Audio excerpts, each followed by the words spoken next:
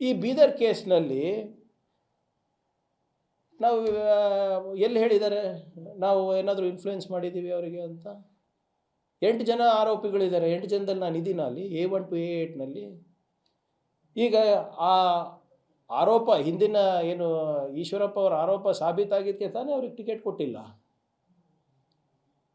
ಇಲ್ಲಿ ಸಚಿನ್ ಅಂತ ಏನೊಬ್ಬ ಯುವ ಗುತ್ತೇದಾರರಿದ್ದಾರೆ, ಅವರು ಒಂದು ಹೇಳ್ತಾ ಇದ್ದಾರೆ, ಈ 8 ಜನ ಆರೋಪಿಗಳು ಯಾರಿದ್ದಾರೆ ಇನ್ಕ್ಲೂಡಿಂಗ್ ಈಸ್ ಓನ್ ಬಾಸಸ್, ಯಾವುದೋ ಯೂನಿಟಿ ಇನ್ಫ್ರಾಸ್ಟ್ರಕ್ಚರ್ ಅಂದ್ಬಿಟ್ಟೇನೋ ಪ್ರೈವೇಟ್ ಲಿಮಿಟೆಡ್ ಯಾವುದೋ ಒಂದು ಖಾಸಗಿ ಸಂಸ್ಥೆ ಮೇಲೂ ದೂರು ಕೊಟ್ಟಿದ್ದಾನೆ. ಇವನು ಅಲ್ಲಿ ಪ್ರಾಜೆಕ್ಟ್ ಡೈರೆಕ್ಟರು ಅಥವಾ ಅಲ್ಲಿ ಬೇರೆ ರೀತಿ ಹುದ್ದೆನಲ್ಲಿ ಕೆಲಸ ಮಾಡ್ತಾ ಇದ್ದಾನೋ ನನಗೆ ಸರಿಯಾಗಿ ಗೊತ್ತಿಲ್ಲ. ನನಗೆ ಬಂದಿರೋ ಪ್ರಾಥಮಿಕ ಮಾಹಿತಿ ಅಷ್ಟೇ ಹಂಚ್ಕೋತಾ ಇರೋದು. ಈಗ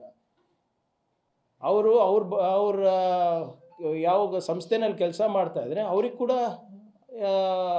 ಏನು ಅಕ್ಯೂಸ್ ಮಾಡಿದ್ದಾನೆ A4 to A8. ಇಲ್ಲಿ ಆರೋಪಿಗಳು ಒಂದು ಹೇಳ್ತಾ ಇದ್ದಾರೆ, ಇವರು ಒಂದು ಹೇಳ್ತಾ ಇದ್ದಾರೆ. ಆರೋಪಿಗಳು ಕೂಡ ಭಾಳ ಸ್ಪಷ್ಟವಾಗಿ ಏನು ಹೇಳ್ತಾ ಇದ್ದಾರೆ, ಇವರು ಸಚಿನ್ ಅನ್ನೋ ಯುವಕರು ಗುತ್ತೇದಾರರು ಅವ್ರ ಕಂಪನಿ ಮುಖಾಂತರ ನಮಗೆ ಅಪ್ರೋಚ್ ಮಾಡಿದರು, ನಮಗೆ ಹೀಗೆ ಟೆಂಡರ್ ಆಗ್ತಾ ಇದೆ, ನಮಗೆ EMD ಕೊಡ್ಲಿಕ್ಕೆ ದುಡ್ಡಿಲ್ಲ, ಕೊಡಿ ನಮಗೆ ಸ್ವಲ್ಪ ಫೈನಾನ್ಸ್ ಮಾಡಿ ಅಂತ.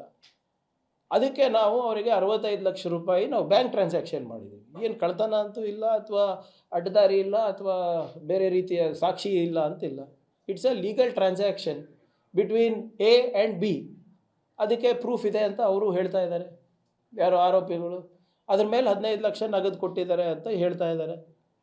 ಈಗ ಸಚಿನ್ ಏನು ಹೇಳ್ತಾ ಇದ್ದಾರೆ, ಇವರು ನಮಗೆ ಟೆಂಡರ್ ಇಸ್ಕೊಡ್ತೀನಿ ಅಂತ ನಮ್ಗೆ ಹೇಳಿದರು. ಎಲ್ಲಿ? KIDBನಲ್ಲಿ, ಝೂ ಅಥಾರಿಟಿನಲ್ಲಿ, RDನಲ್ಲಿ ಅಂತ ಹೇಳಿದರು.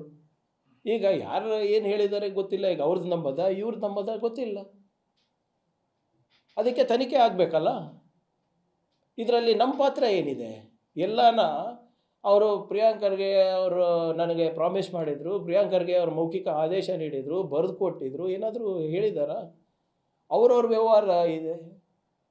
ಅವರು EMDಗೋಸ್ಕರ ದುಡ್ಡು ಕೇಳಿದ್ರು ಅಂತ ಇವ್ರು ಹೇಳ್ತಾರೆ, ಅವರು ಇಲ್ಲ ನಮಗೆ ಇಸ್ಕೊಡ್ತೀನಿ ಅಂತ ಅವ್ರು ಹೇಳ್ತಾರೆ. ಅದು ಯಾವುದೋ ಏರ್ಪೋರ್ಟ್ ಪ್ರಾಜೆಕ್ಟ್ ಇತ್ತು, ಅದಕ್ಕೆ ನಮಗೇನು ಸಂಬಂಧ? IDDಗೆ ಸಂಬಂಧ ಅವೆಲ್ಲನೂ ಕೂಡ. ಸೊ ಹಾಗಾಗಿ ಇವತ್ತು ನಿನ್ನೆ BJP ಅವರು ಏನೋ ಒಂದು ಹೋಗಿ ಪ್ರತಿಭಟನೆ ಮಾಡಿದ್ರು. ಇಲ್ಲ ಕೇಸ್ ಆಗಬೇಕು, ಅದು ಮಾಡಬೇಕು, ಇದು ಮಾಡಬೇಕು. ಅವರು ಪೊಲೀಸ್ ಸ್ಟೇಷನ್ನಲ್ಲಿ ಗುಂಡಾಗಿರಿ ಮಾಡಿದ್ರೆ ನಾವು ಸುಮ್ಮನೆ ಇರೋಕ್ಕಾಗ್ತದೇನ್ರಿ? ಇದು ನೋಡಿ, ಇದು ನೀವು ಹೇಳಿದ್ರಲ್ಲ, ನಮ್ಮ ಯಾವಾಗಲೂ ಕೂಡ ನಾವು ಮಾತಾಡಬೇಕಾದ್ರೆ ಭಾಳ ಜವಾಬ್ದಾರಿಯುತವಾಗಿ ಮಾತಾಡ್ತೀನಿ, ಸುಮ್ಮನೆ ಇದು ಅಲ್ಲ.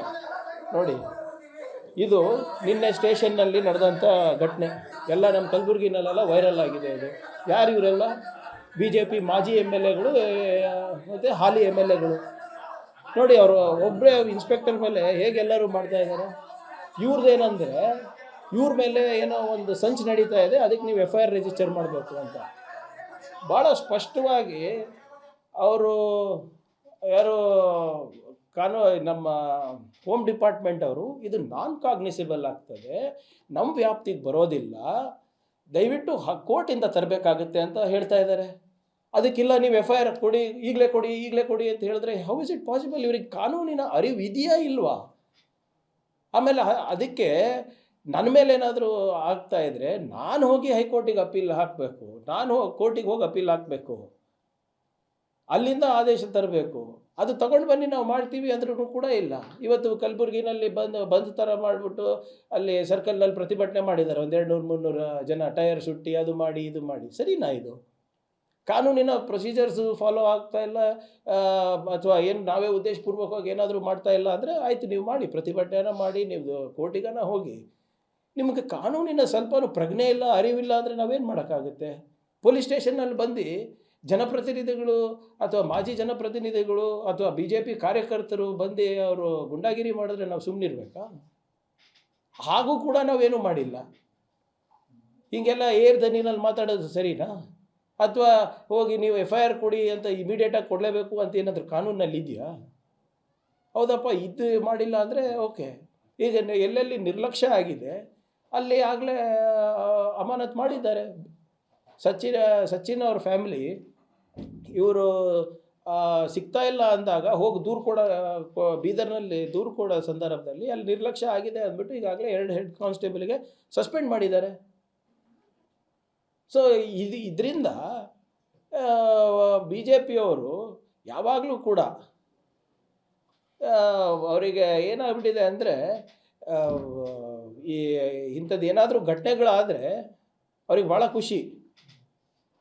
ಯಾವುದೇ ಒಂದು ಸಾಕ್ಷಿ ನೋಡಲ್ಲ, ಯಾವುದೇ ಒಂದು ಲಾಜಿಕ್ ನೋಡಲ್ಲ, ಕಾನೂನು ನೋಡಲ್ಲ, ಸಂವಿಧಾನದ ಅರಿವಿಲ್ಲ ಇವರಿಗೆ. ಸೊ ಇವೆಲ್ಲನೂ ಕೂಡ ನೀವು ನೋಡಿದ್ರೆ ಮೇಲ್ನೋಟಕ್ಕೆ ಇವೆಲ್ಲ ಬಿ ಜೆ ಪಿಯವ್ರು ಯಾಕೆ ಇದನ್ನು ಭಾಳ ಪ್ರೀತಿಯಿಂದ ತೊಗೊಳ್ತಾ ಇದ್ದಾರೆ ಅಂದರೆ, ಒಂದು ನಾನಿದ್ದೀನಿ ಅಂತ. ಎಲ್ಲೋ ಒಂದು ಕಡೆ ಯಾರೋ ಒಬ್ಬರು ನಮ್ಮ ಕಾರ್ಪೊರೇಟರ್ ಅವರ ಬ್ರದರ್ ಇದರಲ್ಲಿದ್ದಾರೆ ಅಂದ್ಬಿಟ್ಟು, ಅವ್ರ ಅಣ್ಣ ಇದ್ದಾರೆ ಅಂದ್ಬಿಟ್ಟು ತೊಗೊಂಡಿದ್ದಾರೆ.